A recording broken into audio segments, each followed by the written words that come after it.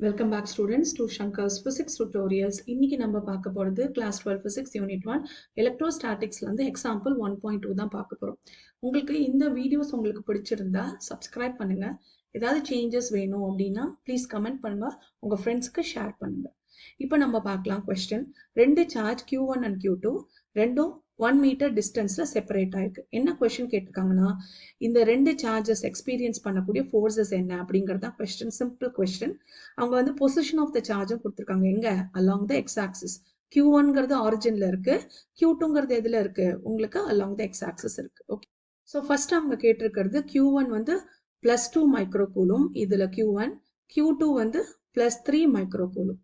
இப்போ ரெண்டும் எக்ஸ்பீரியன்ஸ் பண்ணக்கூடிய ஃபோர்ஸ் எவ்வளவுன்னு கண்டுபிடிக்கணும். அப்போ ஃபார்முலா என்ன?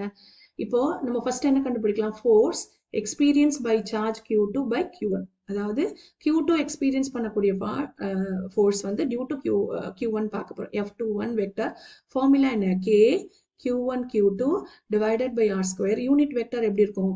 along the direction joining from Q1 to Q2 இந்த டைரக்ஷன்ல இருக்கும். இதுதான் யூனிட் வெக்டர் R12 கேப்போட டைரக்ஷன். Okay, so R12 cap. அதே இது எனக்கு force on charge Q1 by Q2, அதாவது F12 வெக்டர் கண்டுபிடிக்கணும்னா அதே சேம் ஃபார்முலா தான். பட் ஒன்லி எது சேஞ்ச் ஆகும்? டைரக்ஷன் சேஞ்ச் ஆகும். இந்த இடத்துல டைரக்ஷன் யூனிட் வெக்டரோட டைரக்ஷன் எங்க இருக்கும்? From Q2 to Q1 along the line joining the charges. But அதோட டைரக்ஷன் எப்படி இருக்கும்? ஆப்போசிட்ல இருக்கும். ஸோ இது வந்து எனக்கு என்னது? R21 gap. அந்த R21 கேப் எப்படி எழுதலாம்? -R12 gap. இதெல்லாம் நம்ம ப்ரீவியஸ் வீடியோஸ்ல பார்த்திருக்கோம். இப்போ இந்த மேக்னிடியூட் ஆஃப் சார்ஜ் எவ்வளவு, இது வந்து ரிப்பல்சிவா இல்ல அட்ராக்டிவா அப்படிங்கறத பார்க்கலாம். ஸோ ஃபர்ஸ்ட் கொஸ்டின் பாத்தீங்கன்னா ஏ. ரெண்டு சார்ஜ், ஓகே, ரெண்டும் வந்து பாசிட்டிவ் சார்ஜஸ்ங்கிறதுனால ரிப்பல்சிவ் ஃபோர்ஸை எக்ஸ்பீரியன்ஸ் பண்ணும். First point. ஃபர்ஸ்ட் நம்ம என்ன கண்டுபிடிக்கலாம்? F12 வெக்டர் கண்டுபிடிக்கலாம். K-ஓட வேல்யூ எவ்வளவு? 9 × 10⁻9. சார்ஜஸோட வேல்யூ எவ்வளவு? 2 மைக்ரோகூலும் and 3 மைக்ரோகூலும். ஸோ 2 × 3 மைக்ரோங்கிறது 10⁻6 × 10⁻6 divided by distance of separation எவ்வளவு கொடுத்துருக்காங்க இந்த இடத்துல? 1 மீட்டர் கொடுத்துருக்காங்க. ஓகேவா? ஸோ அந்த இதையும் சப்ஸ்டியூட் பண்ணலாம். So 1 square. இதோட யூனிட் வெக்டரோட டைரக்ஷன் எப்படி இருக்கு? இப்போ F21ங்கிறது எப்படி இருக்கும்? இந்த along the x axis along the right side இருக்கும். அப்போ வந்து என்னது? Positive I cap. கரெக்டா?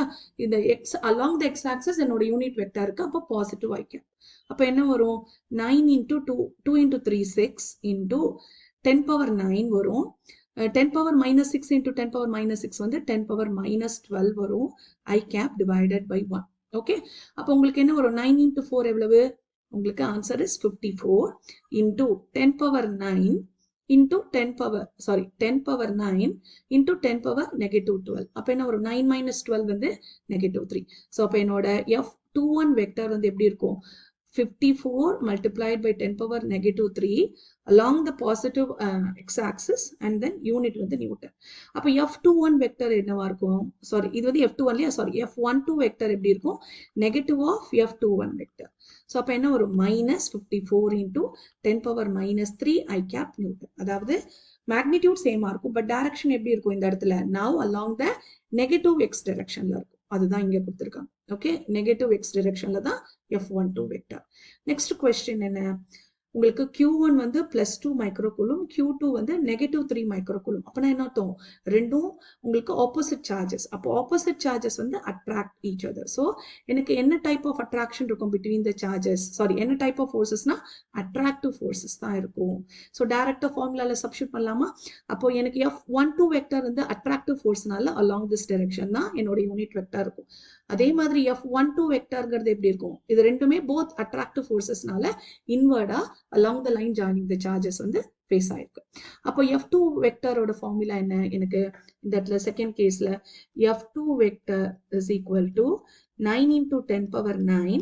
சார்ஜஸோட வேல்யூ 2 மைக்ரோகூலும், 2 × 10⁻−6 multiplied by -3. இது நெகட்டிவ் சார்ஜ்ல into 10⁻−6 divided by 1 ஸ்கொயர். அப்ப R12 கேப். R12 கேப்ங்கிறது எந்த டைரக்ஷன்ல இருக்கு? From Q1 to Q2. அதுதான் வந்து உங்களுக்கு டைரக்ஷன்ல இருக்கும். அப்போ வந்து அது என்னவாயிடும்? அது வந்து பிளஸ் I கேப் ஆயிடும். இந்த R12 கேப் வந்து பிளஸ் I கேப் இருக்கும். அப்ப என்னோட ஃபோர்ஸ் என்னவா இருக்கும்? -9 × 2 × 3 எவ்வளவு? 54. அதே மாதிரி 10⁻−12 into 10⁻+9 வந்து 10⁻−3 நியூட்டன் I கேப் இருக்கும். ஓகே, அப்போ எனக்கு force on charge 1 due to 2 என்னவாயிடும், இந்த இடத்துல பாசிட்டிவ் ஆயிடும். ஏன்னா இந்த இடத்துல அட்ராக்டிவ் ஃபோர்ஸ்ங்கிறதுனால F12 வெக்டர் எப்படி இருக்கும், along the positive X direction, F2 vector வந்து along the negative X direction இருக்கும். ஓகே, ஸோ ஃபைனல் கொஸ்டின் வந்து ரெண்டு சார்ஜஸ் அகெயின் 2 மைக்ரோகூலும் நெகட்டிவ் 3 மைக்ரோகூலுமா இருக்கு. ஆனா இந்த இடத்துல எங்கே வச்சிருக்கோம், மீடியம் வந்து இன்ஸ்டெட் ஆஃப் வேக்யூம் வாட்டர்ல இருக்கு. அப்போ வாட்டரோட ரிலேட்டிவ் பெர்மிட்டிவிட்டி தெரியணும். அப்போ ஃபார்முலா என்ன, F is equal to F vacuum. ஓகே, வேக்யூம்ல இருக்கும்போது அந்த சார்ஜஸ்க்கு நடுவுல அந்த சார்ஜஸ் எக்ஸ்பீரியன்ஸ் பண்ணக்கூடிய force divided by relative permittivity of water which is 80. அப்ப என்னோட வேல்யூ என்னவா இருக்கும், F vacuum by ER இருக்கும். ஓகேவா, சோ அதுதான் இந்த இடத்துல கொடுத்துருக்காங்க. சாரி, இந்த இடத்துல தான் இது வந்து வேக்யூம், இது வந்து வாட்டர். அப்ப இந்த இடத்துல என்னோட ஃபார்முலா என்னவாயிடும், உங்களுக்கு force experience by the charges வந்து டிக்ரீஸ் ஆயிடும். எவ்வளவு மடங்கு, எப்சிலான் நாட் டைம்ஸ் வந்து எனக்கு டிக்ரீஸ் ஆகும். அதுதான் வந்து இந்த இடத்துல கொடுத்துருக்காங்க.